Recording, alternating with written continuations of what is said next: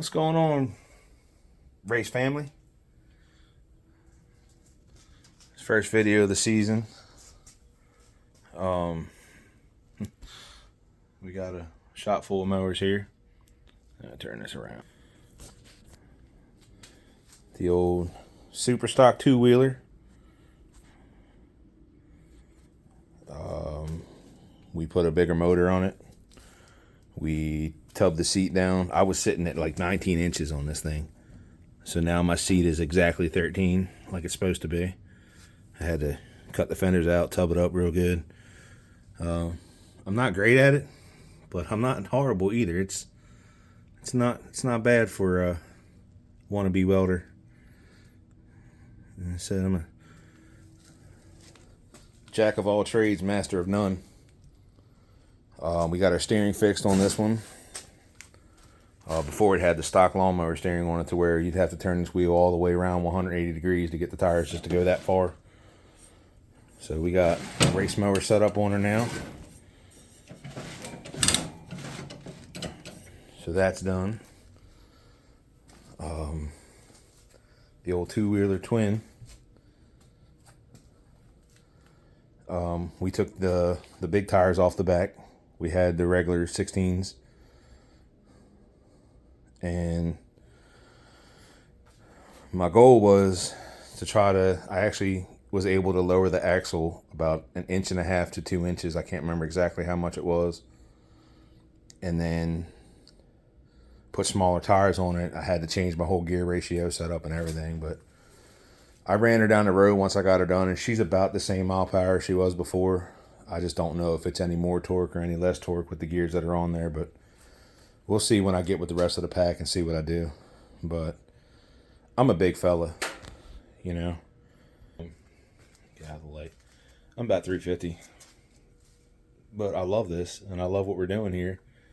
So every turn I take on either one of my Super Stock or my twin, I either have to let off or go up on two wheels, because no matter what I do with the tire pressure, no matter what I do with the setup, my fat ass puts them up on two wheels. So I've learned to just ride it out. Get on the two wheels, and as long as it don't go too far, I don't let off. But, you know, we're trying to make changes. Like I said, I was sitting at 19 inches seat height. So I've lowered the seat height, almost 5 inches. So that should help me a little bit on the Super Stock. I was at the same seat height as I was before on this one at 13. And I don't know. I had a setup to where a guy told me to take this front tire and put washers all on top and push that front tire to the ground. Run this tire low pressure, high pressure, low pressure, and start working with that a little bit. And it got a little better. But what I come to find out is this rim on this side was 1.5 inches wider than the rim on this side. So that tire was more stretched out. So even though I had that pushed all the way to the ground, it probably still was the same. It didn't give no lift on the mower like it's supposed to. So I fixed that. We got two of the same size rims on the front now, so we should be good to go there. Junior, this is if you see the front, some of you guys who've raced for a while will recognize it. This is a Jason Brown mower. Actually, this one and this one's a Jason Brown mower. This one, I think, is a Jason Brown mower as well. But this one is a Makula. This was the one that was raffled off at Bowles Farm a couple years ago. And it was actually kind of cool when I went back to my first race at Fauquier County Fair. This mower was in that race. I was watching my videos back the other day because I was bored as shit. I'll be damned. So I wound up acquiring this one. Where are we at here? All right, so Hunter Super Stock.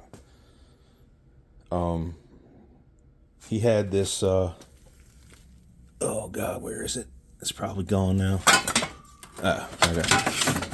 So he just had this on the side of his seat, and he was getting to a point to where this was not feeling as safe as he wanted it to feel. So we were going to build him a rail like this one, you know, hold him in there. like he's got on his GP over here. And then I knew I was going to have to change my fenders because those were the fenders that were on this mower. So the fender sat up this high, and there was a whole space that you can fit an arm or a leg in. And I figured Tech would ding me for it. So I knew I was going to lower his fender, so I just swapped them. So those are the fenders that came off this mower. We just repainted them. These are the fenders that came off another mower outside, a parts mower.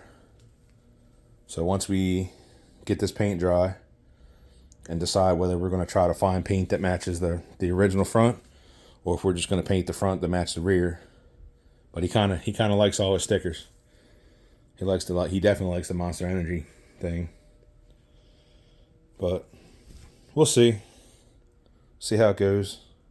He's a teenager now. He started when he was 10. Now he's 13. And he he just has an idea one day, and then the next day it's a completely different idea, teenager stuff.